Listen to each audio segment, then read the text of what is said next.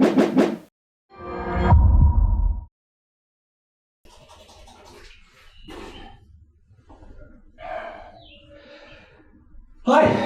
you join me in the sleepy northwest town of Vryburg, where we are here to find out if the Ford Ranger Raptor has what it takes to take on the South African Cross Country Championship. So we've taken the 5-hour drive from Johannesburg to Vryburg, not only to see if the Ranger Raptor can cope with the grueling conditions of the South African Cross Country Championship, but also to support Neil Woodridge Motorsport in their campaign in the 2021 cross country season. We're going to be taking the Raptor on the very same 400-kilometer route as those purpose-built race cars to see if it can handle this grueling terrain. But before we get behind the wheel of the 2-litre bi-turbo wide-body Ranger Raptor with its Fox suspension, I think breakfast is in order.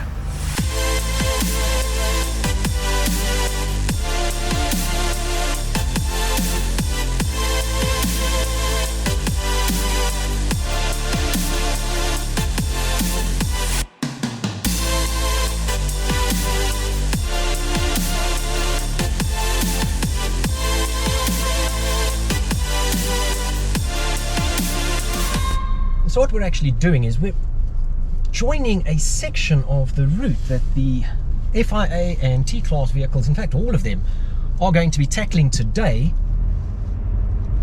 on a route recce. It's led by Evan Hutchinson, and Evan has multiple championships underneath his belt.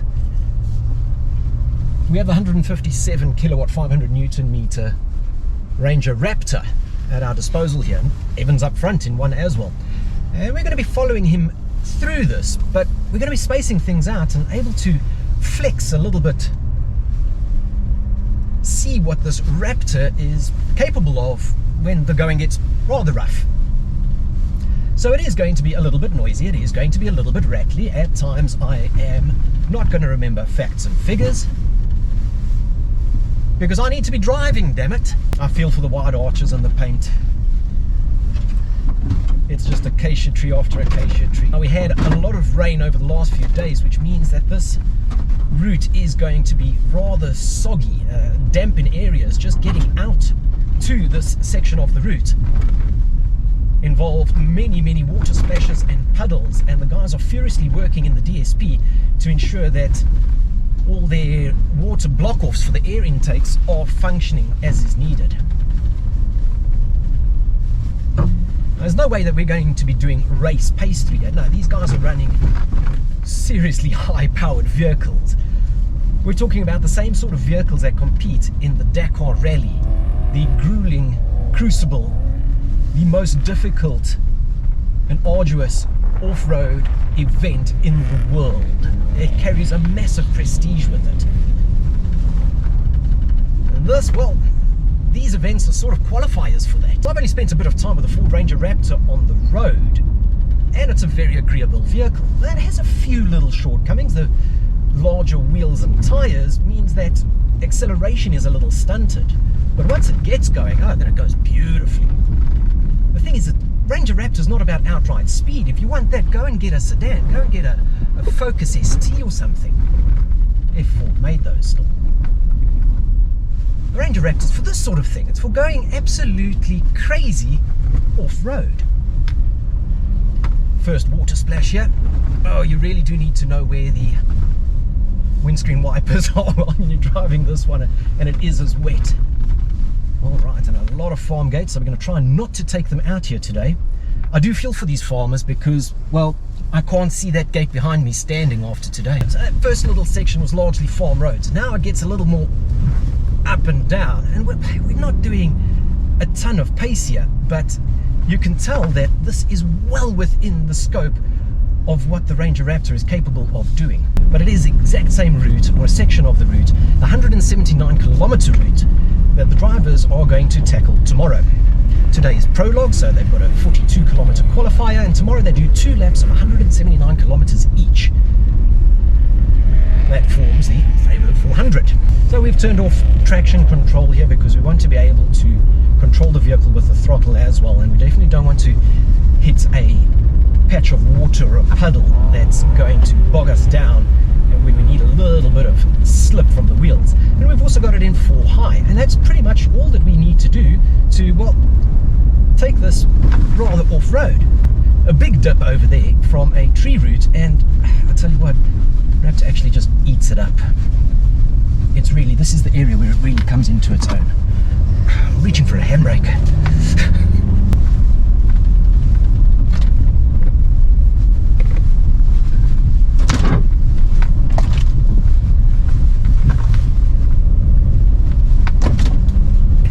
Bumps mid-corner that can really unsettle a vehicle. Yet here I sit flicking the wheel left to right, and it feels so composed. It's massive confidence inspiration here.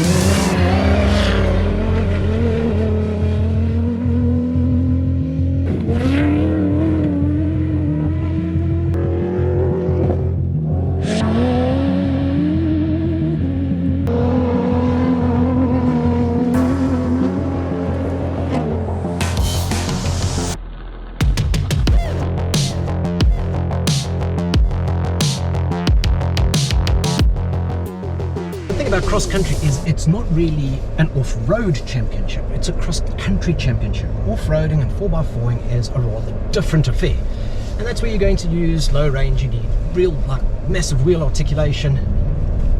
Hitting the pedals because I can. You need real proper wheel articulation, low range, you know, crawling stuff. Rally is, well, that's flat out full-blown pace, and the surfaces are generally a lot better. Cross-country, well, it's a mix between the two, and this is some fantastic terrain that we're going over here. It is a little more challenging, a little more up and down, a little more testy, so it's not going to be as fast, but there are flat out sections. So it's a combination of pace, grip, and of course navigation. It's a rather tricky, complex course that you're going through, and it's for a pretty long time, and this Ranger Raptor is just eating it up. This is actually an excellent section of this. I wish you guys could see this. But the problem is the camera flattens it all out, so you don't really get a chance to see the gradients. We really do need like a level on our cameras to tell you that we are actually sitting now at, well, several degrees tilted over to the side. I think that you could do this sort of recce in just about any double cab, but you're going to do it in a massive amount of discomfort, and it's going to take you twice as long because you're going to be at half the speed. We're not sitting at race speeds, but you can comfortably get up to 80, 100 k's an hour over this rather testy terrain, and the Raptor just eats it up. And that's the beauty of it. It's not about that outright power.